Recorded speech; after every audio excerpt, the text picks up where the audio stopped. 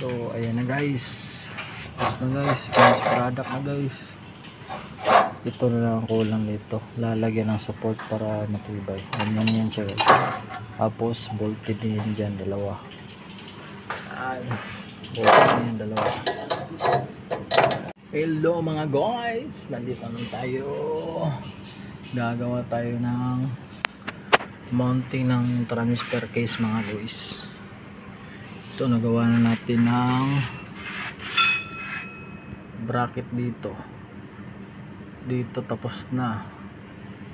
Ito na lang tubo guys, mga guys.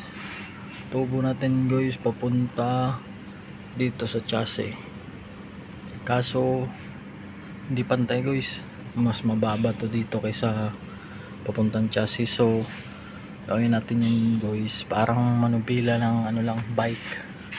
Pag ganun lang guys, oh. Dito tapos akyat dito. Dapat iwasan natin tong pipe exhaust yan guys. Gagawin ko pa yan guys, gagawin ko pa yan. Tapos dito akyat hanggang dito yung ano niya guys, dito yan siya didikit. Tapos gagawin pa natin ng bracket din yan, bracket forma na yan guys. Ito kibali ganyan yan guys, ganyan, parang ano yan, ganyan ang forma yan. Dito yan ganyan. Pero bago yan, dapat maglagay din tayo ng parang ano dito, salo ba, salo ito guys, salo guys. Yan, ganyan yan guys. Yan, nakaganyan yan guys, mga guys, ganyan yan. Pero langanin tayo dito sa exhaust nya. Pero sige lang, babaguhin ko yan. Dapat level lang bracket dito.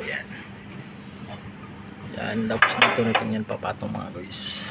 Sige, gagawin muna tayo ng manubila ng bike. Okay,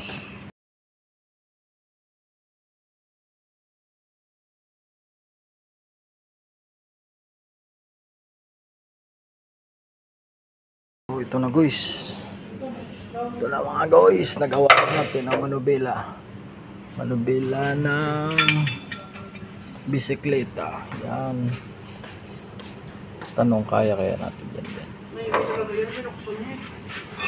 Agay gol, kasakit. Unya ka lang, ilabay ito ko. Okay, ganyan ang forma yan guys.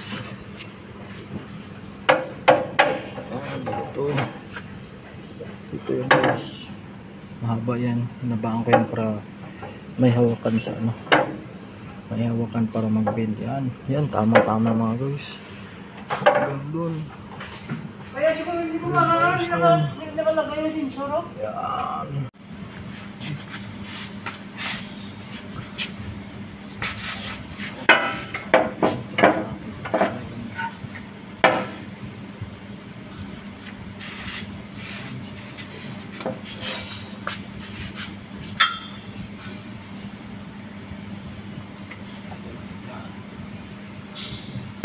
Dikit mo pa.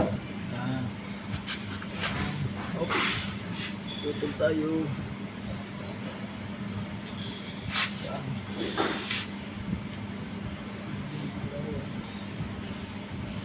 Yan. Okay. Guys. Wala naman ito mga guys kasi sobra lang mahaba. Okay. So ayan na guys, tapos na guys, finished product na guys. Ito na lang kulang dito, lalagyan ng support para matibay. Ganyan yan siya guys. Tapos bolted din dyan dalawa. Bolted din yan dalawa. Kulang na dito yan. Ito bolt. Yan, bolt din yan guys, dalawa dyan. Okay.